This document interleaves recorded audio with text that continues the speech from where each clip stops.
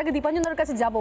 দীপাঞ্জন বাবু আমাদের সঙ্গে রয়েছেন, প্রাক্তন এনএসজি কর্তা। বহু আলোচনা দীপাঞ্জন বাবু আপনি আমাদের সঙ্গে থেকেছেন, বহু এখানকার সিচুয়েশন আপনার সঙ্গে আমি শো করেছি যখন দিনাজপুরে জেসিবি তাণ্ডব করছে, যখন সন্দেশখালীতে শেখ শাহজাহান লবি তাণ্ডব করছে, কি অদ্ভুত রকম। আমার কখনো কখনো কখনো স্ট্রাইক করেনি, আমার এখন এই আলোচনা করতে করতে মাথায় স্ট্রাইক করছে, সত্যিই তো তাই। যে কোনো এলাকা নিয়ন্ত্রণ করছে যারা, তারা অদ্ভুত রকমভাবে এই সংখ্যালঘু সম্প্রদায় থেকে, এই লঘু লঘু বলে তারা গুরু জায়গা নিয়ে বসে আছে। সমস্ত পঞ্চায়েত দেখুন, নেতা দেখুন। আমার শোতে 3 দিন আগে মনিরুল ইসলাম, তাকে ফোনে ধরা হয়েছিল, তিনি বিডিও অফিসে গিয়ে তাণ্ডব চালিয়েছেন কি এসআইআর শুনানিতে, নাকি কেউ দাঁড়াতে পারবে না, জিজ্ঞাসা করা যাবে না যে একই বাবার 7 জন 8 জন 9 জন সন্তান কেন, তার প্রুফ চাওয়া যাবে না। অদ্ভুত অদ্ভুত বায়না। আমি বললাম আপনাকে কে অধিকার দিয়েছে এগুলো করার? আপনি একজন নির্বাচিত বিধায়ক, আপনি কোন অধিকারে গেছেন সেখানে? তো মনিরুল ইসলাম আমাকে বলছেন যে আমি বিধায়ক জনপ্রতিনিধি, এই জায়গা থেকে আমি গেছি, কেন 7টা ছেলে হলে তার বাবার কাগজ চাওয়া হবে? দেশের প্রধানমন্ত্রীরও 7টা ছেলে আছে, কেন তার কাগজ চাওয়া হচ্ছে না? আমি আকাশ থেকে পড়লাম দীপাঞ্জন বাবু যে দেশের প্রধানমন্ত্রীর 7টা ছেলে, আমাদের রাজ্যের একজন নির্বাচিত জনপ্রতিনিধি, একজন বিধায়ক মনিরুল ইসলাম, তিনি জানেন না প্রধানমন্ত্রীর কোনো সন্তান নেই? তিনি জানেন না এগুলো? মানে এরা কারা? এবং এই সংখ্যাটা ক্রমশ বাড়ছে। আমি বলছি লাস্ট 1946 সালে কলকাতা শহরের মেয়র কোনো সংখ্যালঘু সম্প্রদায় থেকে এসেছিল, এখন আবার এসেছে, এবং আসার পর আমরা শুনতে পেয়েছি দাওয়াতে ইসলাম। কিন্তু শুধুমাত্র মেয়র বলে নয়, আমি বলছি সর্বত্র। আজকে দেখুন হুমায়ুন কবির বেরিয়ে গিয়ে দল তৈরি করে ফেললো। ভাবা যায়? আপনি এতদিন ধরে রয়েছেন, এতদিন দেশের সেবা করেছেন, কাজ করেছেন, নির্দিষ্ট দলের ধর্মের জন্য নাকি পলিটিক্যাল পার্টি তৈরি হচ্ছে, এবং তাদের পলিটিক্যাল পার্টির মেন এজেন্ডা কি আমি এখানে মসজিদ বানাবো। এইটা হচ্ছে রাজ্যের অবস্থা সর্বত্র। এবং যে পরিসংখ্যান লাস্ট দিলেন সুদীপ্ত গুহ, এরপর আমার সত্যি কিছু বলার নেই। এরপর আমার মানে কথা আটকে যাচ্ছে যে এরপর তাহলে পুলিশ থেকে শুরু করে, প্রশাসন থেকে শুরু করে, আমরা থেকে শুরু করে সত্যি সত্যি সর্বত্র হিন্দুকে সংখ্যালঘু করার ছক। গতকাল আপনি বলেছিলেন যে স্বর্ণালী, এটা একটা ট্রেলার যা চলছে বেলডাঙায়। আমি জানি না যে তাহলে সত্যি সত্যি আপনি কি ইঙ্গিত করেছিলেন দীপাঞ্জন চক্রবর্তী? দেখো স্বর্ণালী, আজকেই ভারতবর্ষের যশস্বী প্রধানমন্ত্রী, যিনি সারা ভারতকে একটা স্বপ্ন দেখাচ্ছেন, এবং সেই স্বপ্নের পথে কিন্তু সারা ভারতবর্ষ পা মিলিয়ে চলছে, বাংলা ছাড়া। আজকে এত কথা বলে আজকে আমাদের স্বপ্ন দেখালেন, কিন্তু আমি কতগুলো রূঢ় বাস্তব করি। আজকে 2024-25 অর্থবর্ষে আমি যে রাজ্যে আপাতত রয়েছি, মহারাষ্ট্রে, ফরেন ডাইরেক্ট ইনভেস্টমেন্ট এসেছিল 39%। আর যে রাজ্যটাকে আমি আমার মায়ের রাজ্য বলি, আমার বাংলা, তাতে 1%-এরও কম, 0.84%। মহারাষ্ট্রে 39 আর বাংলায় 1%-এর কম। এটা আজকের অর্থনীতিবিদ এটাই বলছে, যে কোনো অর্থনীতিবিদ, যে কোনো রাজ্যে যদি 10%-এর নিচে হয় ফরেন ডাইরেক্ট ইনভেস্টমেন্ট, সেই রাজ্য অর্থনৈতিকভাবে এগিয়ে যাওয়ার কথা ভুলে যান। সেখানকার শিক্ষিত যুবক যুবতীরা তারা কর্মসংস্থান ভুলে যান। দ্বিতীয়, আমি তোমাকে একটা উদাহরণ দেই। এটা একটা ঘটনা, একটা অ্যানেকডোট, আমি নাম বলতে পারবো না নিশ্চিত কারণে। 2009-10 সালে আমি ভারতবর্ষের বৃহত্তম রিয়েল এস্টেট কোম্পানি, যারা গুড়গাঁও বানিয়েছে, আমি আশা করবো বুঝতে পারছো, তারা ডানকুনিতে ভারতবর্ষের নয় এশিয়ার বৃহত্তম রেসিডেন্সিয়াল কমপ্লেক্স বানানোর কথা ভেবেছিল, এবং তৎকালীন সরকারকে ওরা 250 কোটি টাকা অ্যাডভান্স করেছিল জমি নেওয়ার জন্য। এবং তখন আমি কিন্তু সরকারি চাকরি থেকে রিটায়ারমেন্ট নিয়ে, আমি তখন, যেহেতু আমার profession risk assessment and business continuity, ব্যবসা চলবে কিনা, রিস্ক অ্যাসেসমেন্ট, তার ঝুঁকির বিশ্লেষণ এবং ব্যবসার কন্টিনিউটি, ওটা আমি দেখে, ওটা আমার স্পেশালাইজেশন। সেই কোম্পানির আমি আসি, এবং আমি তোমার হুগলি জেলাতে, ডানকুনিতে হওয়ার কথা ছিল প্রজেক্ট, আমি হুগলি জেলাতে পঞ্চায়েত, মার্কেট, চায়ের দোকানে আমি 2 মাস কাটাই। এবং তারপর আমি আমার রিপোর্টে আমার কোম্পানির চেয়ারম্যানকে দিই যে এখান থেকেই 250 কোটি টাকা ভুলে যান। পশ্চিমবঙ্গের যা অবস্থা, আগামী 20 বছর এখানে আপনি যা টাকা ইনভেস্ট করবেন জলে যাবে, আপনার কিচ্ছু করতে পারবেন না।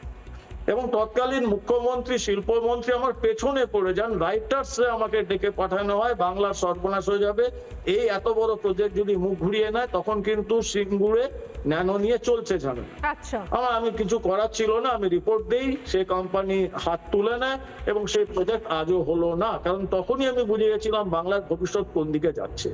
তৃতীয়, এই যদি আজকে যা মোদিজি আমাদের বললেন, কারণ বাংলা আমি মনে করি সব থেকে বড় দুটো সমস্যা, হিন্দুদের ধর্ম, তার মহিলাদের সম্মান এবং প্রাণ রক্ষার সমস্যা, শিক্ষার সমস্যা, কর্মসংস্থানের সমস্যা।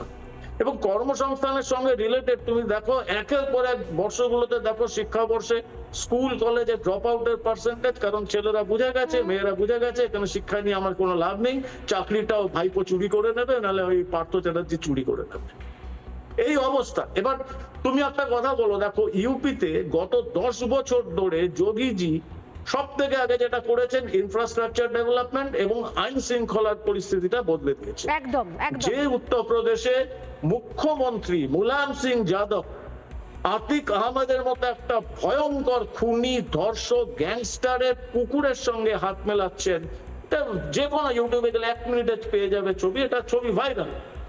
মুখ্যমন্ত্রী মুলায়ম সিং স্টেজের উপর একটা র্যালিতে স্টেজের উপর আতিক আহমেদের কুকুরের সঙ্গে গ্রেট ডেনের সঙ্গে হাত মেলাচ্ছে।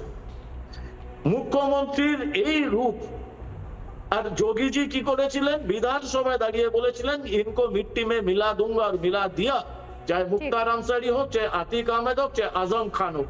84 খানা কেস নিয়ে আজকে উত্তরপ্রদেশের de facto chief minister Azam Khan সে জেলের ভাত খাচ্ছে, এবং এটা করতে 10 বছর লেগেছে। আমরা এটাও দেখেছি যে পাবলিক সরকারি সম্পত্তি ভাঙচুর করার পরে তার বাড়িতে বুলডোজারও চলেছে, এবং তারপর জীবনে কেউ সরকারি সম্পত্তি ভাঙার সাহস দেখায়নি উত্তরপ্রদেশে।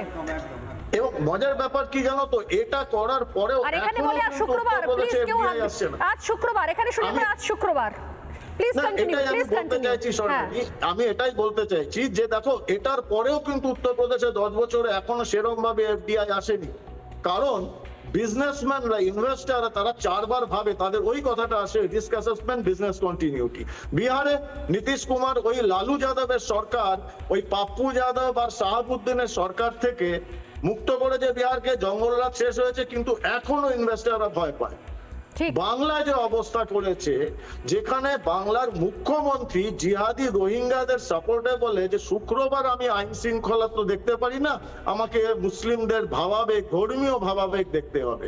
আজকে বলো একজন ইনভেস্টার এখানে আসলো, তার ফ্যাক্টরিতে তার ম্যানেজারকে যদি শুক্রবার এই রোহিঙ্গা দুদেল গায়রা পিটিয়ে মারে, সেদিন তো মুখ্যমন্ত্রী এফআইআর নেবেন না। এবং এটা ভুলে গেলে চলবে না, ইউপি বিহার কিন্তু বাংলাদেশ সীমান্তবর্তী নয়, পশ্চিমবঙ্গ সীমান্তবর্তী। এবং ইনভেস্টাররা, বড় বড় ইনভেস্টাররা, তারা কিন্তু ইন্টেলিজেন্সের বহু লোককে তারা রাখে এই জন্য তাদের যাতে ইনভেস্টমেন্ট সিকিউর হয়। তুমি আজকে পশ্চিমবঙ্গে ইমিডিয়েট 26-এর নির্বাচনে যদি এই রোহিঙ্গা পিসিকে যদি বঙ্গোপসাগরে বিসর্জন না দেওয়া হয় এবং বাংলায় যদি যোগীজির মতো লোক না আসে, বাংলার ভবিষ্যৎ আমি খুব একটা ভালো দেখতে পাচ্ছি না। মোদিজি আমাদের যতই স্বপ্ন দেখান, বাংলায় কি যোগীর মতো লোক নেই? এই বাংলায় তো বাঘা যতীনের জন্ম দিয়েছে, এই বাংলা সুভাষচন্দ্র বোসের জন্ম দিয়েছে, মাস্টারদা রয়েছেন, ক্ষুদিরাম, কে নেই? এবং বাংলায় বিজেপি নেতৃত্বের মধ্যে সেরকম লোক রয়েছে, তারা এগিয়ে আসুন। এবং যেটা বলেছে বাংলার বাঘা যতীন, ক্ষুদিরাম, যতীন দাসের বাংলার নেই, বাংলাটা এখন হয়ে গেছে ফিরহাদ হাকিম, ইসলাম, শেখ শাহজাহানের বাংলা। এটা এখন হক শেখ হাসানের বাংলা হয়ে গেছে, কিছু করার নেই। আমি আপনার সঙ্গে একটা বিষয়ে সহমত যে যতই মোদিজি স্বপ্ন দেখাক, আমরা যেভাবে যে জায়গায় দাঁড়িয়ে আছি সেখান থেকে বেরোনোর সম্ভাবনা আমরা এই মুহূর্তে, আমি জানি না যে কতবার কত পরিবর্তনের পর কতগুলো বছর গেলে তবে এই যে ড্যামেজ হয়েছে এটা রিকভারি করা যাবে, আমার পক্ষে জানা সম্ভব নয়। মোদিজি স্বপ্ন দেখাচ্ছেন খুব ভালো, কিন্তু স্বর্ণালী 10 থেকে 15 বছর লাগবে। এবং আমি তোমাকে বলি, ওদের যদি জুম্মাবার হয় না, আমাদেরও কিন্তু মঙ্গলবার আছে। যদি এবার আমরা মঙ্গলবার জয় বজরং বলি, তাহলে এই জিহাদি রানী সামলাতে পারবেন তো? এবং আমার মনে হয় বাংলা সেই আওয়াজ ওঠানোর সময় এসে গেছে, না হলে বাংলা কিন্তু 50 বছর পিছিয়ে যাবে। আমাদের কোন প্রজন্ম, পরবর্তী প্রজন্ম আর আলোর মুখ দেখতে পারবে না, অন্য রাজ্যে গিয়ে চাকরি করতে হবে। নানা ধরনের কন্টেন্ট দেখার জন্য লাইক করুন, শেয়ার করুন আমাদের ফেসবুক পেজ, সাবস্ক্রাইব করুন আমাদের ইউটিউব চ্যানেল। পাশাপাশি অন্যান্য ব্রেকিং নিউজের জন্য অবশ্যই চোখ রাখুন রিপাবলিক বাংলায়।